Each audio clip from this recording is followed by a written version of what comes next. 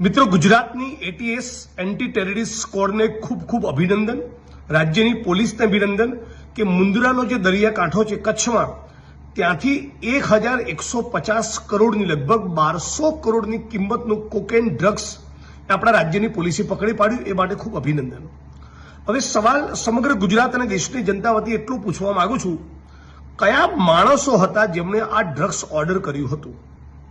Drugs કોણ લઈને આવ્યું એમાંના મોટાભાગના લોકોને આપણી પોલીસે પકડી પાડ્યા છે. હવે જાણવાનું એ રહે છે કે કોઈ ગુજરાતનો માણસ હતો કે દેશના અન્ય કોઈ ખૂણામાં બેસેલો માણસ હતો? આ ડ્રગ્સનો ઓર્ડર કોણે કર્યો હતો? એક. અને બીજું, આટલી મોટી રકમનું લગભગ 1200 કરોડની કિંમતનું ડ્રગ્સ આવતું હોય તો લઈને આવનારા માણસો ડફોડ તો હોય નહીં.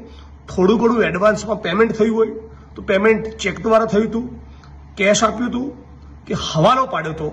આની ફાઇનાન્શિયલ ટ્રેલ પકડાવી જોઈએ.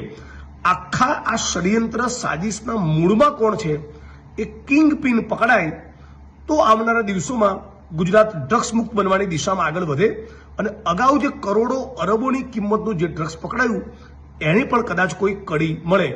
હાલ પૂરતું રાજ્યની પોલીસને અભિનંદન આપું છું એ અપેક્ષા સાથે કે ફક્ત તમે નાના પેડલર નહીં, મુખ્ય કિંગ પિન, મુખ્ય માફિયા, સૂત્રધારને પકડો અને આ લોકો ડ્રગ્સ ઓર્ડર કરતી વખતે પેમેન્ટનો કયો રસ્તો અખ્તિયાર કરે છે એ ગુજરાત અને દેશની જનતાને બતાવો.